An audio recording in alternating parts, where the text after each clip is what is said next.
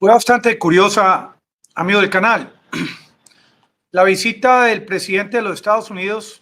en el día de hoy a Kiev. Hay escasez de análisis en las redes, de análisis político, diplomático o militar sobre el significado de la llegada del presidente Joe Biden a Kiev, a quien lo vimos en compañía de un escaso grupo de militares vestidos de civil. Como dato curioso, el presidente Biden, quien le había dicho a sus funcionarios el domingo el que iba a participar en un evento de golf, él y quienes lo acompañaron entregaron sus celulares y viajaron hacia Polonia sin avisarle a nadie en los Estados Unidos ni a los periodistas, aunque con él venía un grupo también reducido de periodistas. El por qué el presidente Biden hace este tipo de operativo y qué permiso se le exige al presidente de los Estados Unidos de parte del Congreso de los Estados Unidos para poder el hombre más poderoso de su país viajar a un país que está constantemente atacado con misiles y drones por parte de Rusia, un país que está en guerra, donde no existen bases militares de los Estados Unidos, porque en Ucrania no hay. Escasamente hay una embajada en Kiev, embajada que el mismo presidente de los Estados Unidos también visitó en su corta estancia o visita de 5 o 6 horas en Kiev. Presidente de los Estados Unidos que le tocó venir en tren, viajar en tren desde Polonia, porque él viajó el domingo por avión hacia Polonia y desde Polonia realizó un viaje por ferrocarril, por tren, un viaje de 10 horas hacia Kiev. Algo importante en esta escasez de análisis es cómo por obligación Estados Unidos tuvo que comunicarse con Rusia, no aparentemente para pedir permiso, pero para evitar que en su viaje, en su ruta hacia Kiev desde Polonia, interfiriera posibles misiles que coincidieran con su llegada. Y la gran pregunta es, ¿qué convenio especial tuvo que haberse realizado entre los Estados Unidos y Rusia para no interferir con la llegada de Biden al territorio ucraniano? ¿Qué acuerdo? No hubo un solo disparo de misil, aunque las alarmas durante su estadía en Kiev sonaron durante bastante rato. Esto alertó, obviamente, a sus guardaespaldas militares vestidos de civil que esgrimían sus armas sin ninguna protección aérea, sin ninguna protección de parte de francotiradores. El por qué el presidente Biden hizo el operativo del día de hoy, qué ganó y qué perdió. Sigue vivito y coleando, no perdió su vida, no fueron atacados sus escoltas. De regreso a Polonia, nada le ha pasado al presidente de los Estados Unidos. En su país, ante la ausencia de una asistencia inmediata en el desastre de Palestine en Ohio, esto ha generado bastante malestar por parte de los pobladores estadounidenses hacia su gobierno. La inflación sigue rampante, sigue subiendo. Y hay un tema, que es un tema electoral, un tema político, y adicionalmente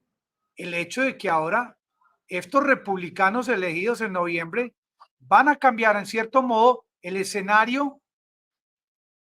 político, militar, en este cronograma de ayudas que, como dice el presidente Biden, van a continuar siendo enviadas a Ucrania hasta que sea necesario. Hoy vimos al presidente de los Estados Unidos luciendo sus gafas oscuras. Hoy vimos al presidente de los Estados Unidos que firmó, no trajo en sus maletas o en su equipaje algo concreto de ayuda a Ucrania, más que anunciar que fuera los 30.000 millones de dólares que ha enviado Ucrania, venían en camino un chequecito que él firmó de 500 millones de dólares adicionales. Habló sobre la posibilidad del envío de armas de largo alcance. Pero yo me pregunto, esto que han planteado los Estados Unidos sobre la posibilidad de enviar aviones F-16, F-35 y los famosos Typhoon de Reino Unido y los Challenger. Esto realmente creo que no se va a dar. Miren, para muestra un botón, ¿quién controla y domina el espacio aéreo de Ucrania? Lo dominan los rusos. ¿Por qué el presidente de los Estados Unidos, número uno, no aterrizó en Ucrania, así sea escoltado por aviones de combate de los Estados Unidos? No, el presidente de el país supuestamente más poderoso del planeta Tierra tuvo que venir por tren hacia Kiev. Tampoco lo vimos caminando por las calles de Kiev, no lo vimos caminando cerca al monasterio de San Miguel, ni lo vimos enfrente a este palacio de Marinka, donde se reunió con el presidente Zelensky, escoltado por militares, capitanes, coroneles, generales, Air Force all the way, Rangers, Airborne. Esto, en el fondo, fue un mensaje contundente, dirigido en primer lugar hacia las tropas estadounidenses en territorio de los Estados Unidos y en bases extranjeras, de cómo un hombre de la edad que tiene el presidente Joe Biden tuvo el arrojo y la valentía de llegar a Kiev sin respaldo militar ni aéreo de parte de su país. Esto realmente puso a pensar a muchos cómo luego de tener esa estrategia o esa intención de llegar a Kiev y mostrarle a su país que él no es ningún viejito, que él está entero para un próximo mandato presidencial, que sus médicos recientemente dijeron que él está muy bien de salud, y ahora en este viaje él no se cayó, caminó erguido con sus gafas oscuras, saludó, firmó, aterrizó en Kiev y regresó por tren a Polonia. Este mensaje de Biden, ¿por qué en el día de hoy, a un día antes del mensaje presidencial de parte de Vladimir Putin en Rusia el 21 de febrero? ¿Qué significado tiene esto para la OTAN? Es un mensaje de que vamos a estar ayudándole a Ucrania, de que a pesar del mensaje del día de mañana de Putin, que algunos esperan que mañana Putin vaya a emitir un discurso diciendo de que definitivamente va a declarar la guerra contra Ucrania. Y ojalá que esto no ocurra, pero esto es posible. Como también el día de hoy, el presidente Vladimir Putin se reúne con el secretario de Relaciones Exteriores de la China. Esta visita de Zelensky no solamente es un mensaje político a su electorado, es un mensaje a sus tropas y directamente a las tropas ucranianas, en las que con su presencia le está diciendo: muchachos y muchachas allá metidos en Bakhmut, estén tranquilos que ya vienen los tanques, que ya vienen los de largo alcance, los misiles. Pero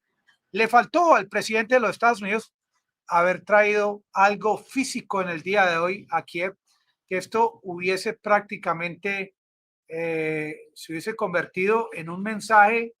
sin lugar a dudas, el mensaje más contundente en medio de esta guerra en este año 2023. Sin embargo, no se le puede quitar al presidente de los Estados Unidos. El valor que mostró ante el mundo llegando a Kiev, sin lugar a dudas, nadie esperaba. Yo, lo último que me esperaba era ver al presidente Biden en territorio ucraniano. Y esto puede motivar, a pesar de la peligrosidad, esta llegada de Biden, prácticamente llegó solo con sus gafas oscuras, a que próximamente puedan llegar a territorio ucraniano soldados de los Estados Unidos, como en ese lapsus que tuvo en su último viaje a Polonia, cuando hablaba con la tropa, con las tropas, les decía que próximamente los iba a enviar a Ucrania. Miren que en esta guerra está llena de sorpresas, aunque algunos editorialistas continúan vendiendo la idea de que esto se va a prolongar, que esto va a terminar en una guerra de desgaste, pero yo creo que si esto es considerado una sorpresa, lo que ocurrió en el día de hoy por la llegada de Biden a Kiev, lo que viene en camino son sorpresas por el estilo y sorpresas mayores que van a dejar a más de un analista mirando para el cielo. Los va a coger, como se dice vulgarmente, calzones abajo, porque estas noticias, ya las tradicionales, de lo mismo todos los días, van a cambiar, no solamente a raíz de la llegada del presidente de los Estados Unidos a Ucrania, sino a partir del discurso de mañana, en el cual definitivamente por la cercanía electoral también en Rusia, Putin se va a tener que desligar de esta prolongación que no está llevando a la guerra a ningún punto específico. Mañana se espera un discurso bastante dinámico de parte del presidente Vladimir Putin en cuanto a que ya le muestra a sus ciudadanos que lo que viene es un cambio con el cual él promete definitivamente unos resultados a favor de Rusia, a favor de unos pobladores que han visto en el último año cambios en su economía, cambios en cuanto a que no han podido disfrutar de paz y tranquilidad. Algunos seres queridos rusos se han tenido que ir del país por X o Y motivo, y el pueblo ruso en definitiva espera que su presidente cumpla con su palabra de darle protección a los habitantes del Donbass, porque definitivamente en ninguno de los discursos de los líderes occidentales se quiere hablar del tema de lo que ocurrió desde Euromaidán, que hoy precisamente se celebra un aniversario de esta revolución de Euromaidán, hoy 20 de febrero, sino que definitivamente Occidente arrancó esas páginas de la historia, pero esas páginas de la historia que arrancó Occidente están en la mente de millones de habitantes de Rusia, que constantemente recibieron informes desde el año 2014 de cómo fueron tratados los habitantes del Donbass. Amigos del canal, esta visita de Biden me tiene pensativo, y con toda seguridad, entre más pasen las horas, esta información se va a ir cuajando, y vamos a ver otras ramificaciones que nos den una información fidedigna de realmente por qué Biden llegó de esta manera a Kiev. Amigos, muchas gracias por participar y los espero en un próximo video.